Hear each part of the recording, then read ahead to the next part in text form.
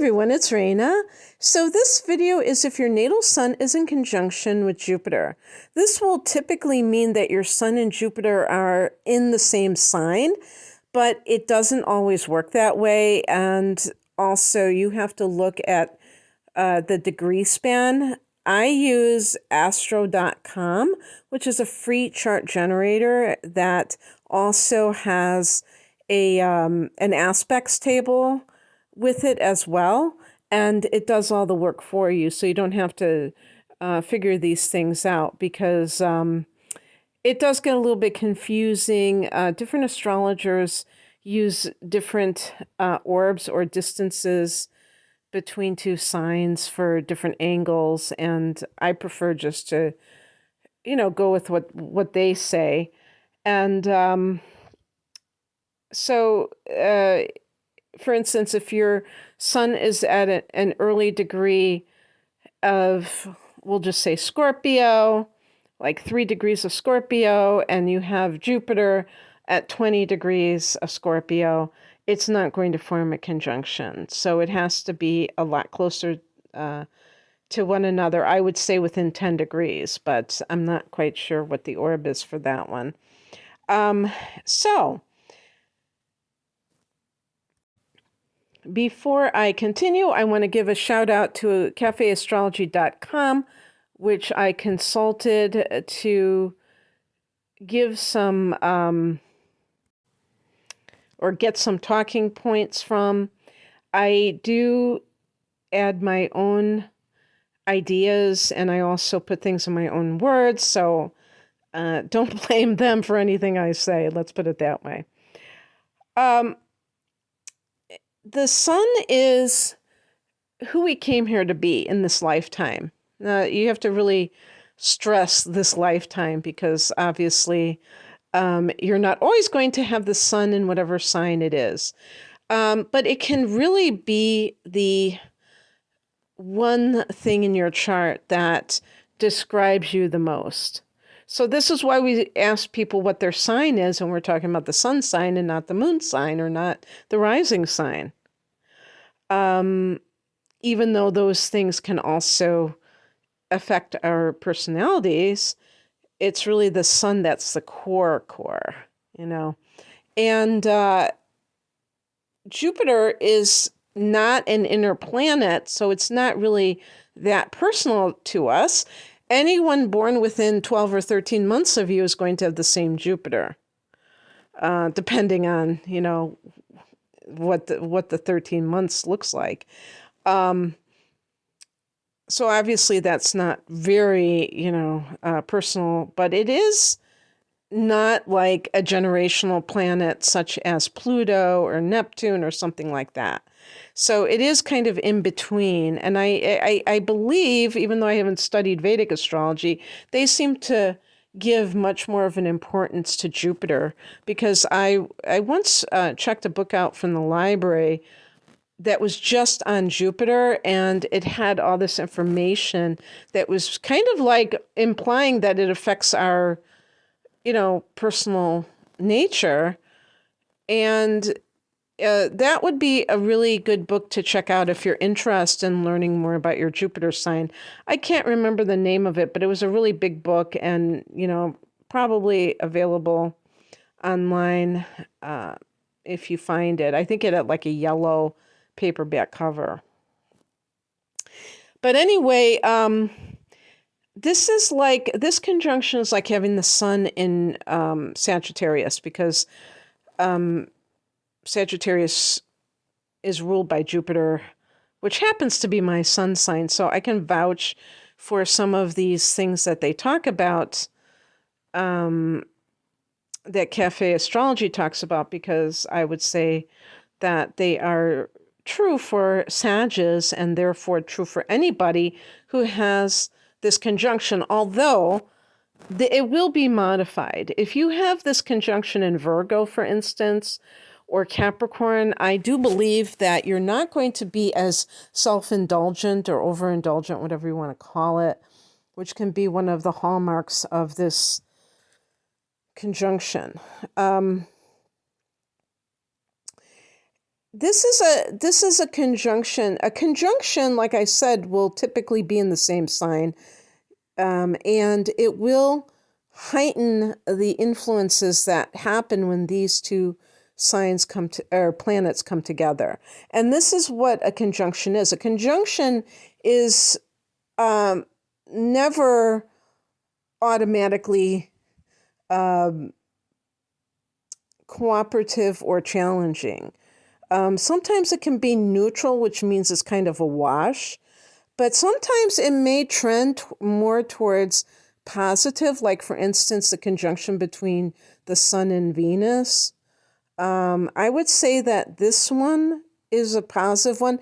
And the reason that I would say that, is because if you look at the two planets that are forming a conjunction, this is true for any conjunction, not just ones with Jupiter, but any conjunction, you look at the planets that are forming that conjunction. For instance, Saturn and Pluto, if they form a conjunction, it may tend to be more of a challenging thing, even if it is, it has some good sides to it, simply because the two planets that are involved are not warm and fuzzy.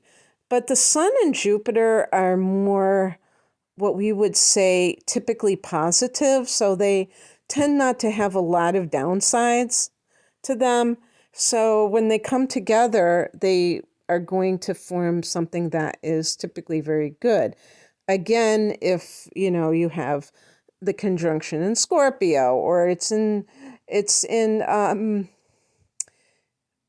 something that's more like serious, like Scorpio or Capricorn or Virgo, it's going to be more muted, I would say. Because there's a confidence in life that comes with this conjunction. And I would say even a confidence within the person themselves. But when it's in one of those signs that I have just mentioned, not necessarily Scorpio, but Virgo, Capricorn, Pisces, things like that, there might be not necessarily that sense of being as confident. Capricorn, I think, would be, feeling very confident. I'm thinking more of like Cancer or Pisces or Virgo, where they already tend to have insecurities. This might even magnify that, I feel. But I still think that the benevolence that Jupiter gives as an influence may help out. This is a combination that might be quite used to overdoing things. And so that's something that you have to look at. Do you tend to be quite indulgent, overly indulgent in eating, drinking, spending money? You might be a very generous person, but it's sometimes maybe you're giving money to the wrong people. Maybe you're wasting money on buying things that really aren't of good quality, that you don't need. They even mention gambling. Some of you may have a hard time being able to hold on to your money, like it just burns a hole in your pocket. And what Cafe Astrology says that's quite interesting is that you may be guided by this angel, the guardian angel that is helping you in the 11th hour. And so you might be able to kind of, they mentioned getting away with these excesses of yours. And the reason that, because Jupiter is can be about luck. And therefore, somebody who isn't, I think that this is a combination that can be naturally lucky. Now, again, you're going to have to look at the afflictions that might be kind of like affecting this conjunction. You might have other like squares to your sun or oppositions, and same with Jupiter, and that might affect whether or not this is really going without a hitch. But yeah, I think so. And because, and I also think that people who are positive, which this combination may imbue upon, these people with positivity, I think that that naturally gives a person good fortune. It's like the law of attraction. If you're coming from positive vibes, I think that you're going to attract them to you. And same with people who are generally negative, because those people who are negative, they see the world in a very dark way. The people who are positive, they have a sunny disposition, they expect life to be good, and they get it.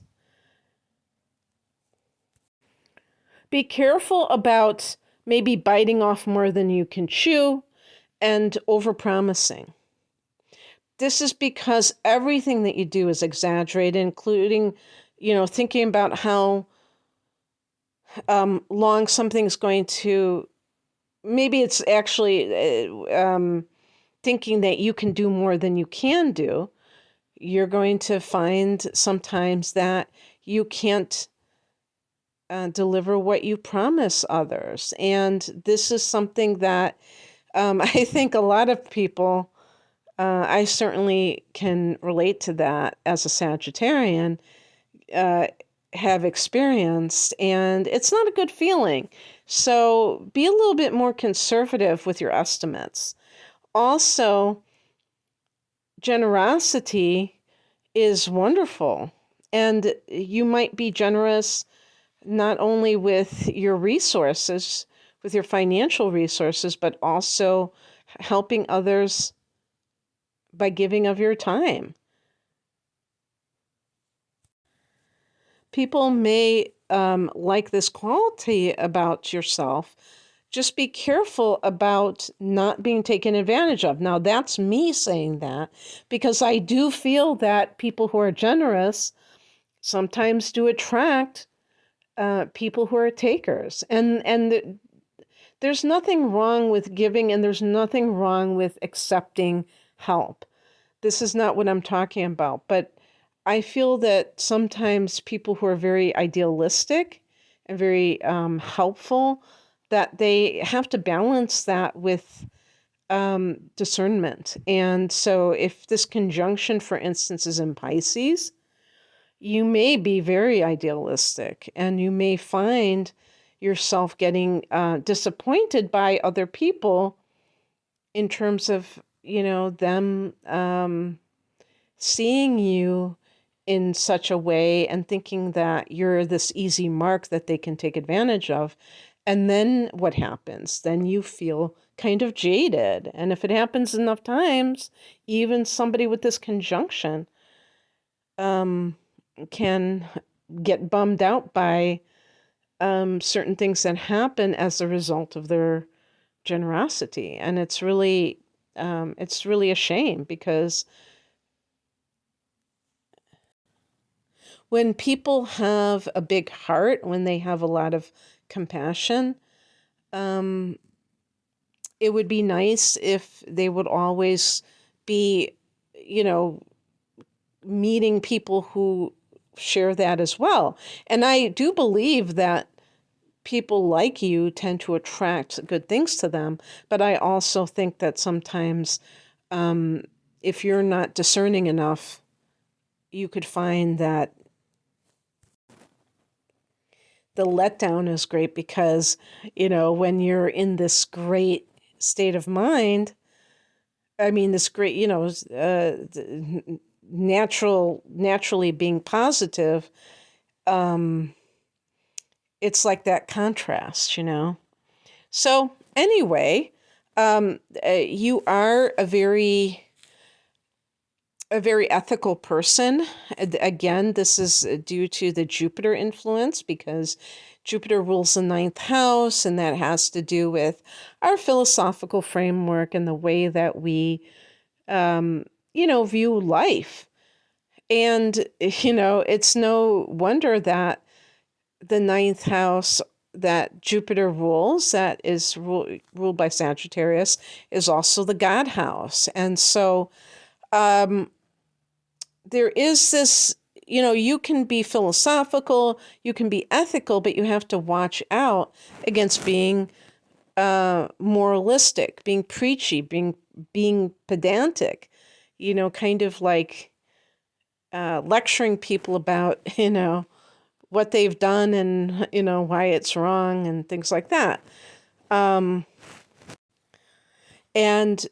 curbing excesses, being able to enjoy life without going overboard. That might be something that you have to be very conscious of so that you don't experience the negative consequences of that. Okay, that's what I have for you. I hope that this resonated. If you would like a private reading, the link is below. Thanks for listening. Take care. Bye.